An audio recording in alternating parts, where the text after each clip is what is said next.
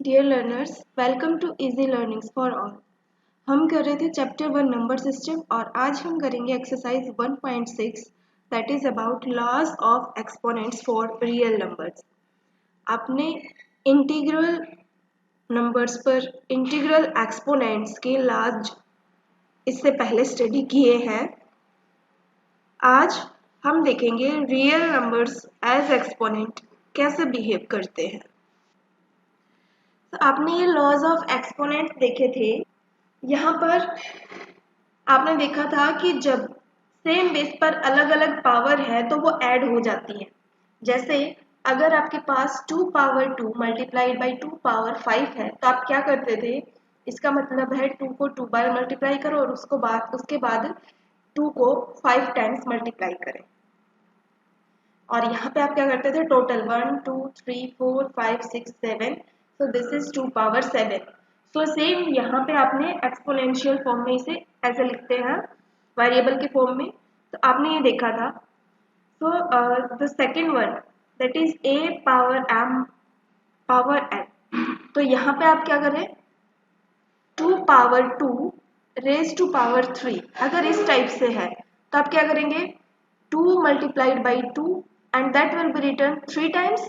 So 2 multiplied by 2 multiplied by 2 multiplied by 2 multiplied by 2 multiplied by 2, 1 2 3 times. ठीक है, तो ये पावर 3 हो गई, तो टोटल कितना हुआ, 2 पावर 6। काउंट कर सकते हैं। तो यहाँ से आप डायरेक्ट कर देते थे कि 2 की पावर 2 रेज टू पावर 3 अगर है तो 2 रेज टू पावर 2 इंटू 3, यानी कि 2 रेज टू पावर 2 इंटू 3, यानी कि a raise to power m power n is equals to a raise to power m into n। तो ये आपने सेकेंड लॉ ऑफ एक्सपोनेंट देखा। इसके बाद है थर्ड लॉ ऑफ एक्सपोनेंट कि जब सेम बेस पे पावर हो लेकिन वो नंबर क्या हो, डिवाइड में हो। Like 2 power 5 divide by 2 power 3। तो इसका मतलब है कि 2 को आप 5 टाइम्स मल्टीप्लाई करें और उसके बाद डिवाइड करें 2 को 3 टाइम्स। और इसमें आप क्या करते थे, आप कैंसिल कर दें। ठीक है, तो क्या बचा, जितने नीचे थे उतने ऊपर से तो कैंसिल हो गए। तो एक्चुअल में आप करते क्या है, 2 raise to power 5 minus 3 is equals to 2 power 2। तो ये सेम यहाँ पे 2 पावर 2 ही आया। ठीक है, तो ये आपने थर्ड देखा कि जब सेम बेस हो यानी कि a और पावर m और n लेकिन ये डिवाइड में हो तो ये क्या आएगा, a raise to power m minus n। तो ये आपने थर्ड लॉ ऑफ एक्सपोनेंट देखा। इसके बाद है फोर्थ लॉ ऑफ एक्सपोनेंट कि जब बेस अलग हो एंड पावर सेम हो, जैसे कि 2 पावर 2 मल्टीप्लाइड बाई 3 पावर 2। तो आप क्या कर सकते हैं, आप यूं लिखेंगे 2 इंटू 2 इंटू 3 इंटू 3, या आप एक टाइप से ये कर सकते हैं कि आप इनको मल्टीप्लाई करके लिख दीजिए 6 और इनको मल्टीप्लाई करके लिख दीजिए 6। तो यहाँ पे क्या किया आपने कि जब सेम बेस पे है तो 2 इंटू 3 रेज टू पावर 2, यही है ना, 6 रेज टू पावर 2। तो ये ऐसे ही आया है। तो ये था आपका फोर्थ वन। फोर्थ में आपने देखा कि बेस अलग है पावर सेम है तो उसमें वो ऐड हो जाती है। अब ये जो आपने लॉज ऑफ एक्सपोनेंट देखे थे, रियल नंबर्स के लिए भी ये लॉज ऑफ एक्सपोनेंट सेम ही रहते हैं, लेकिन यहाँ पे फ्रैक्शन में आ जाते हैं। तो आप उन्हें फ्रैक्शनल की तरह कैसे यूज करेंगे ये आज आप देखेंगे। देखिए, हमारा फर्स्ट क्वेश्चन का फर्स्ट पार्ट है, हमें फाइंड करना है 64 पावर 1/2। तो इसके लिए हम करेंगे सबसे पहले प्राइम फैक्टराइजेशन। तो प्राइम फैक्टराइजेशन करते हैं और इसके साथ हम लिख देते हैं कि क्या वैल्यू है 64। तो ये सब करने के बाद आपने देखा कि यहाँ पे दो दो के पेयर बना दिए हैं हमने। तो इन पेयर्स को हमें एक करना है, इन पेयर्स को हमें एक करना है। क्यों करना है, देखिए ये कितना है, 2 इंटू 2, इसकी पावर है 3, यानी कि 2 की पावर 2 और उसकी पावर है 3। लेकिन हमें हमें क्या करना है, हम इसको लिख सकते हैं ऐसे लेकिन हमें 64 नहीं वैल्यू हमें फाइंड करनी, हमें फाइंड करनी है वैल्यू 64 पावर 1/2। तो यहाँ पे आप देख सकते हैं कि अगर हम इसकी पावर 1/2 करते हैं, 2 पावर 2 मल्टीप्लाइड बाई 3 एंड इसकी पावर है 1/2। तो ऐसे में फिर से पावर मल्टीप्लाई होंगी और ये 2 कैंसिल, तो 2 की पावर 3। तो यहाँ पे ये आपने देखा कि हम क्यों करने वाले हैं, हम करेंगे क्या, ये चीज है आपके समझने के लिए। हमें लिखना क्या है, that will be 64 is this, so 64 power 1/2 is equals to 2 into 2 into 2। ठीक है, तो ये हमने क्या निकाल दिया, रूट, स्क्वायर रूट जैसे हम करते हैं। पावर 1/2 है तो उसका हमारा ये एक्सपेंडेड वे है, जो हमने लॉज ऑफ एक्सपोनेंट्स पढ़े हैं, सीखे हैं, उसके अकॉर्डिंग ये सब है। ठीक है, ये एक्सप्लेनेशन है, लेकिन हमें करना क्या है, 64 power 1/2 is equals to 2 into 2 into 2, that is 8। तो 8 का स्क्वायर कितना होता है, 64। 64 का रूट कितना हो गया, 8। सेकेंड पार्ट में पूछा गया है, पार्ट है 32 पावर 1/5। तो हमें इसका करना है फैक्टराइजेशन। ये 32 का फैक्टराइजेशन क्या होगा, ये फैक्टराइजेशन के बाद 32 की वैल्यू क्या आई है, 1 2 3 4 5, 2 रेज टू पावर 5। लेकिन हमें क्या फाइंड करना है, 32 raise to power 1/5, that will be equal to 2 power 5 raise to power 1/5 and that will be 5 into 1/5 and powers क्या हो जाएंगे, cancel. So 2 is your answer. क्या किया है हमने, फैक्टराइजेशन किया है, उसकी वैल्यू लिखी है, उसकी जो रियल वैल्यू हमें निकालनी है वो, और उसके बाद हमारा कौन सा लॉ ऑफ एक्सपोनेंट होगा हमें वही फॉलो करना है। तो यही तरीका हम बाकी क्वेश्चंस में अप्लाई करेंगे। देखते हैं हमारा नेक्स्ट पार्ट। तो थर्ड पार्ट है 125 रेज टू पावर 1/3।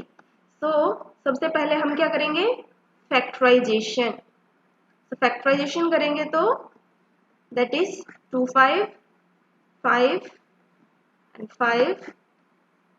तो यहाँ पे आप देख सकते हैं 125 is equals to 5 power 3, 1 2 3 and 125 raise to power 1/3 is equals to 5 power 3 raise to power 1/3।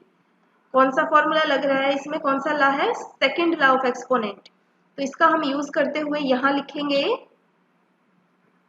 5 power 3 into 1/3 and that is equals to 5. This is your answer. तो यहाँ पे हमारा फर्स्ट पार्ट जो है वो हो गया है कंप्लीट। चलिए हम अब देखते हैं अपना नेक्स्ट क्वेश्चन। तो सेकंड क्वेश्चन इज अबाउट, देखिए फर्स्ट पार्ट है 9 रेज टू पावर 3/2। तो 9 की वैल्यू आपको पता है क्या है, 3 raise to power 2 and this is raise to power 3/2। अब क्या करेंगे, ब्रैकेट ओपन करेंगे, 3 power 2 into 3/2, 2 cancel, so this is 3 power 3। 3 power 3 की वैल्यू क्या होती है, 27। चलिए नेक्स्ट पार्ट देखते हैं, 32 रेज टू पावर 2/5। 32 का हमने अभी फैक्टराइजेशन किया था, क्या था, 2 raise to power 5 and this is like that. तो अब क्या करेंगे, 2 raise to power 5 multiplied by 2/5, so 5 cancel and 2 raise to power 2 is 4। ठीक है, समझ में आ गया। चलिए नेक्स्ट क्वेश्चन देखते हैं, थर्ड पार्ट। तो थर्ड पार्ट है 16 रेज टू पावर 3/4।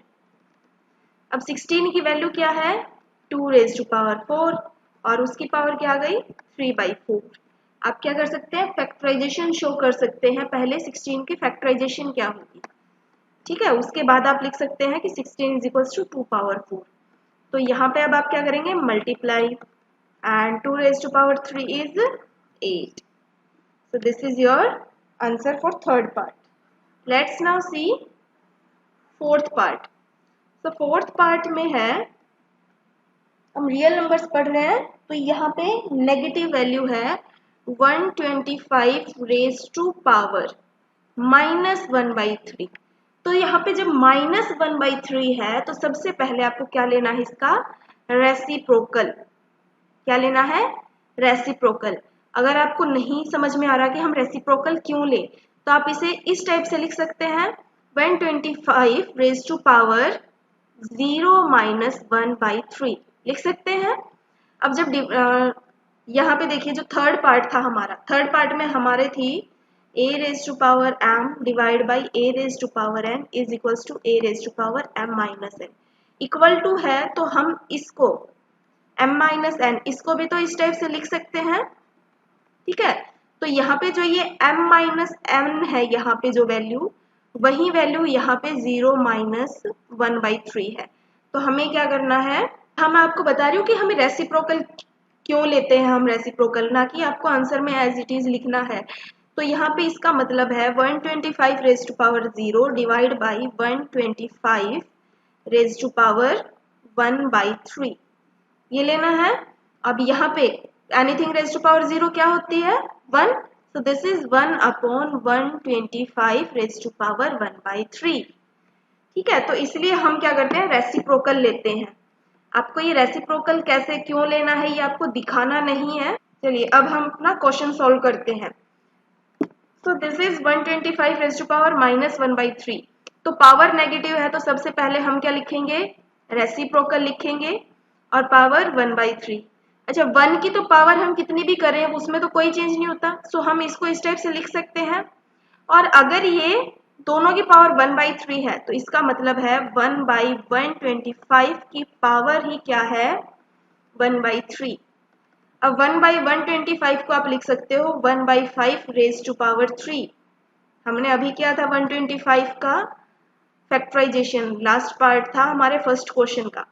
तो यहाँ से आप इस टाइप से लिख सकते हैं, that is 1/5 raise to power 3 into 1/3। Bracket आप जरूर लगाएं क्योंकि ये पूरी फ्रैक्शन पे है, अदरवाइज ये न्यूमरेटर पे हो जाएगा पावर, ठीक है। सो दिस इज 1/5, या फिर आप लिख सकते हैं 5 रेज टू पावर -1। लेकिन हमें अपना सिंप्लीफाइड फॉर्म लिखना है तो हम नेगेटिव ना लिख के और क्या करेंगे, 1/5 लिखेंगे।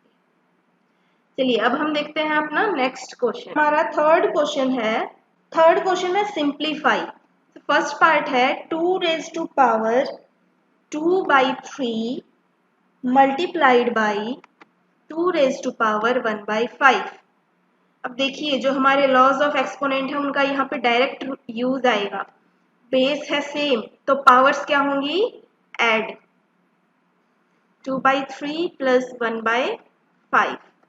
क्या लेंगे, एलसीएम, 5 3 जा 15, so that will be 10 plus 3, so this is equals to 2 raised to power 13 divided by 15। Second part है 1 divide by 3 power 3 raise to power 7। इसको सॉल्व करते हुए हमें 1 की पावर चेंज करनी है सबसे पहले।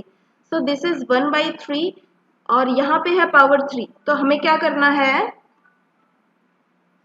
हमें करना है 1 raise to power 3 and whole raise to power 7, क्योंकि 1 की पावर 3 करने पे भी 1 की वैल्यू चेंज नहीं होती।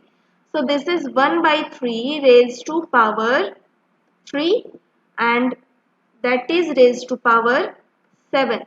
इसका मतलब है 1/3 रेज टू पावर 3 इंटू 7 21।